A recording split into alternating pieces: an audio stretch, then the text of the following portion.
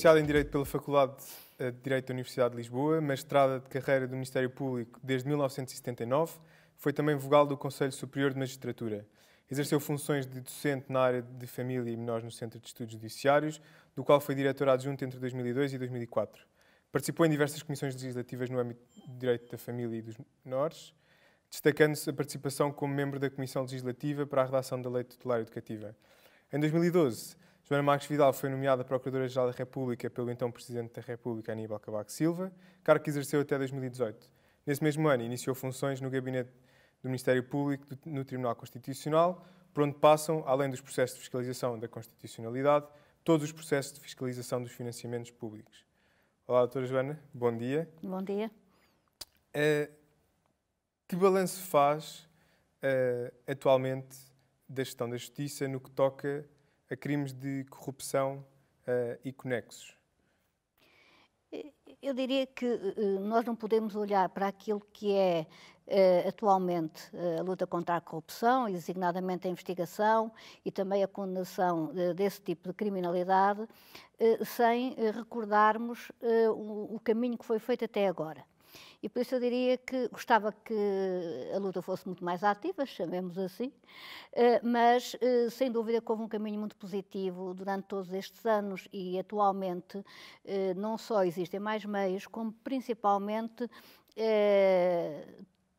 a investigação, as polícias, o Ministério Público e os juízes estão mais preparados e estão mais especializados para esse tipo de criminalidade. Contudo, apesar de todo esse caminho positivo que foi feito, é preciso continuar e falta muita coisa. Falta muita coisa. Falta uma aposta decisiva naquilo que é a utilização das novas tecnologias informáticas na investigação. Falta uma aposta também de utilização desses mesmos meios tecnológicos na abordagem das questões e mesmo naquilo que é a apresentação da prova em julgamento, por forma que essa prova seja uma prova mais clara, mais visível e, portanto, mais convincente no sentido de uma melhor apreensão dessa prova que leva a uma melhor apreciação dos factos pelo próprio julgador. E essa parte é muito importante, temos um grande caminho a fazer. Como temos um grande caminho a fazer também na continuada especialização. Porque esse tipo de criminalidade é como outra, mas na criminalidade económico-financeira, e, portanto, corrupção e crimes conexos, são várias vertentes, digamos assim, de uma realidade mais vasta. O caminho da criminalidade e dos criminosos é muito rápido e muito eficaz, quer dizer, ou seja, a utilização pelas grandes associações criminosas dos novos meios tecnológicos e as formas constantes de evolução na própria prática de crime é muito rápida. E, portanto, nós temos que ter a capacidade de tentar responder com a mesma rapidez a esse fenómeno criminal. Ok, portanto, então concorda com a atual Procuradora quando diz que as leis teoricamente eficazes apenas não são suficientes. Portanto, é preciso haver esse tal investimento, essa tónica na capacidade humana e tecnológica também, não é? Do Ministério Público. Isso sem dúvida. As leis não são suficientes, são imprescindíveis. E a clareza das leis é imprescindível. E continuarmos a apostar na modernidade da fórmula jurídica adaptada a cada caso é imprescindível. Eu, contudo, concordo um pouco com aquilo que ainda ontem, segundo as notícias que vieram ao público, o Sr. Presidente do Tribunal de Contas, enquanto Presidente da Comissão de Prevenção contra a Corrupção, disse que nós temos um quadro, nós em Portugal, temos um quadro jurídico suficiente.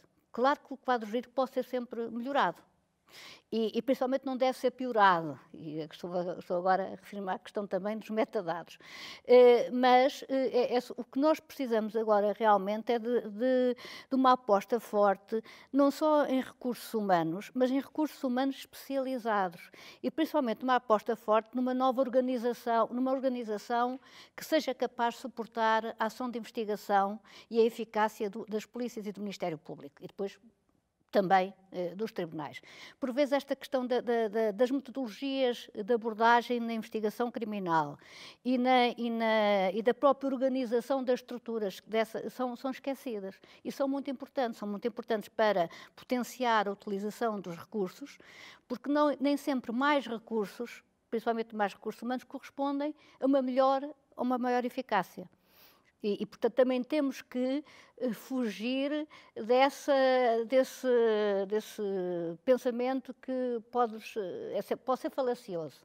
Porque nós precisamos de mais recursos, mas precisamos principalmente de uma melhor organização, como eu já repeti hoje, de metodologias de abordagem distintas. Atualmente, estamos a falar na alta criminalidade e em redes muito sofisticadas, internacionais, com recurso a meios muito ocultos de prática desse tipo de atos. Atualmente é impensável aquilo que é o paradigma, ou tem sido, do nosso modelo de investigação, designadamente o que está previsto no Código de Processo Penal, o que é um magistrado, um processo. Nós temos que apostar em equipas de magistrados, temos que apostar em equipas de magistrados com recurso a equipas de investigadores que não são só juristas, portanto, essas equipas têm que ser multidisciplinares, necessariamente. E mesmo as equipas de magistrados têm que ter recursos a magistrados de diversas jurisdições.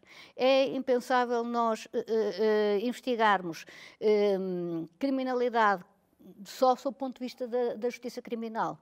Nós, para percebermos o fenómeno, temos que ter reconhecimento, temos que ir buscar magistrados, por exemplo, quando estamos a falar de penhoras, de arrestos, e de uma áreas que se cruzam muito com aquilo que é, por exemplo, onde há falências, onde há outro tipo de processos que vão acompanhar, nós temos que ir buscar esta abordagem multissectorial e multidisciplinar dos fenómenos criminosos é um caminho que já se iniciou, mas que tem, com certeza, que ter um desenvolvimento mais e uma atenção redobrada da parte do Ministério Público e da Polícia, como, por exemplo, a cooperação policial entre polícias de diversas áreas. Não? A Polícia Judiciária é muito importante, mas é muito importante em determinados setores a cooperação com a Autoridade Tributária e com o SEF, com as polícias, com outras. E esse espírito de cooperação e uma abordagem integrada é essencial para nós conseguirmos, por exemplo, a questão das perícias informáticas, das perícias na área da tecnologia, é essencial para se apostar na investigação. E essa abordagem é que eu acho que é necessário ser aprofundada. Há pouco referiu a questão dos metadados. Que consequências acredita que a recente decisão do Tribunal Constitucional pode vir a ter daqui para a frente? Eu não posso pronunciar sobre decisões dos tribunais, dado o meu estatuto, sou magistrada, já estou jubilada, mas estou com o mesmo dever de reserva. Sim. Agora, a questão que é suscitada pelo Tribunal Constitucional era uma questão que já existia antes, tem uma história, é uma perspectiva jurídica da questão que tem alguns fundamentos naquilo que têm sido as decisões do Tribunal de Justiça da União Europeia e não é completamente coincidente, mas o que é importante reter é que o que está em causa em termos jurídicos naquela decisão é uma questão que já tinha sido suscitada e que é importante ser abordada com cuidado em termos de futuro, não só em termos nacionais, mas também em termos europeus, porque, e tem feito o seu caminho também no resto da Europa.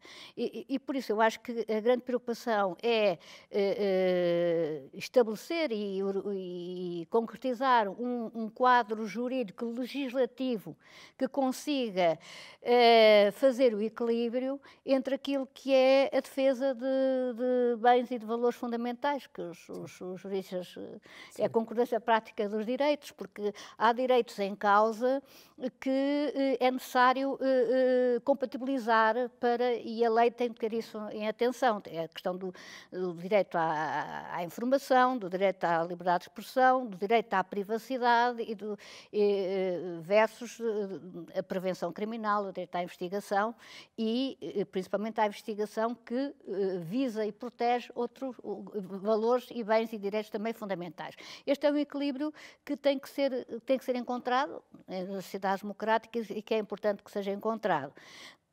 Relativamente ao tema em geral, como tema de reflexão, eu acho que a maneira como nós equacionamos a questão do direito à privacidade é hoje, e em termos conceptuais, é hoje necessariamente distinta daquilo que era há 2 ou 3 anos.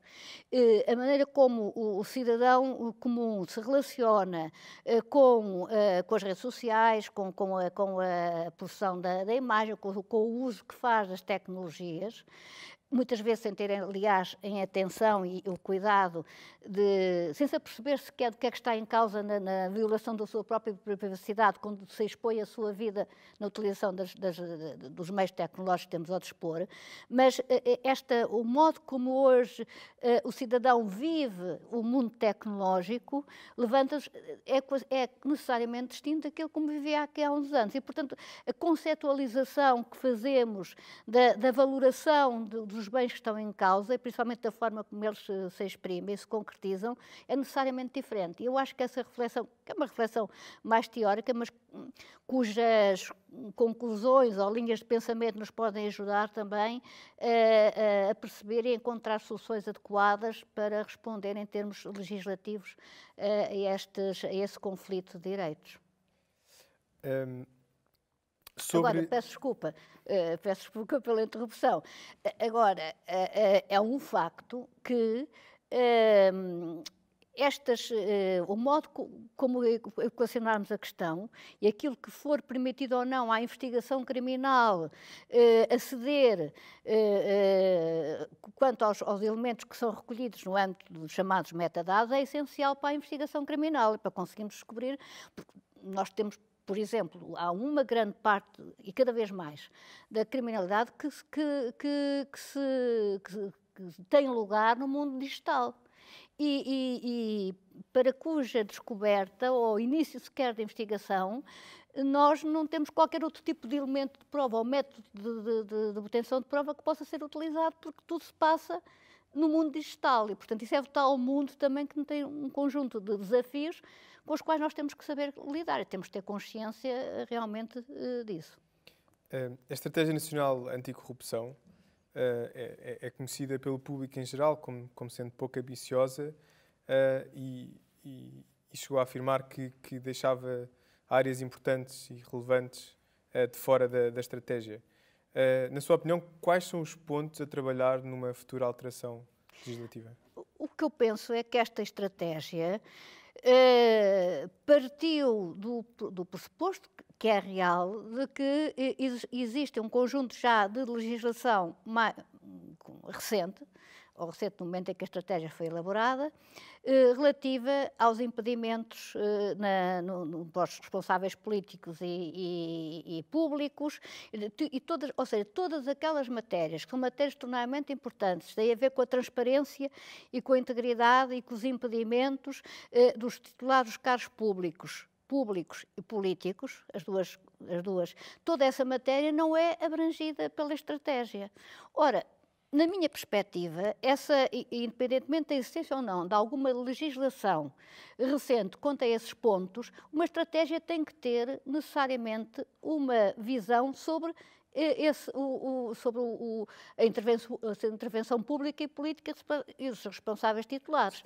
E tem que ter, porque uma estratégia, na minha perspectiva, terá sempre que ter um período, uma previsão de revisão da estratégia, de análise e de avaliação da estratégia e daquilo que é necessário ou não, foi ou não foi concretizado, e daquilo que é necessário ou não melhorar. E, portanto, tudo tem que estar, e nesse aspecto, a nossa portuguesa, é que está a referir-se, há uma parte da realidade relativa à anticorrupção e que tem necessariamente que ser abrangida também por esse espírito, até sob o ponto de vista da prevenção, que não está lá. Nem sequer para depois poder ser avaliado. E isso é, na minha perspectiva, uma deficiência, como também não está qualquer previsão, não está qualquer indicador para efeitos de avaliação do que é que correu mal e o que é que correu bem, como também não está sequer uma previsão da obrigatoriedade de revisão da estratégia e de efeitos de avaliação. Portanto, toda essa parte ficou um bocadinho deficitária, em termos daquilo que, na minha perspectiva, devia ser uma estratégia nacional anticorrupção. Obrigado. Por fim, queria lhe perguntar, enquanto presidente de júri desta edição do Prémio Tágites, na iniciativa que, aliás, venceu o ano passado, de projeto da sociedade civil, o que é que tem a dizer aos portugueses? De que forma é que eles podem fazer esse caminho para a promoção de uma cultura de integridade no seu dia-a-dia e em sociedade? Que apelo é que gostaria de fazer aos portugueses e portuguesas? O apelo que eu costumo fazer é a chamada de atenção que a questão da anticorrupção deve ser encarada preferencialmente sob o ponto de vista da prevenção e que é essencial a participação de todos, não só relativamente àquilo que é uma autoanálise dos seus próprios atos, como também uma análise de todos do mundo onde está inserido e da sua inter-relação pessoal com esse mundo. É essencial estarem atentos e haver um cuidado, uma atenção permanente e um cuidado permanente com a promoção de uma cultura de integridade, porque nós em Portugal, cada vez menos, felizmente, somos muito complacentes e tolerantes com aquilo que são as incorreções, são as irregularidades. Por vezes, nem tudo é crime, mas há muitas atitudes que, não sendo crime, são reprováveis sob o ponto de vista ético e ético-deontológico. Esse cuidado que tem que se ter na transparência, na integridade, na regularidade dos procedimentos, na questão dos impedimentos e das incompatibilidades no exercício das funções, sejam elas públicas ou privadas, é essencial. Essa cultura é uma cultura essencial. E eu estou perfeitamente convicta que, sem prejuízo de reconhecer a eficácia da ação sancionatória, o que é fundamental é que haja uma cultura de dizer não eu posso utilizar uma linguagem mais popular, desculpem-me, dizer não à vigarice. Muito obrigado por ter estado aqui e até uma próxima. Foi um gosto. Muito obrigada. Obrigado.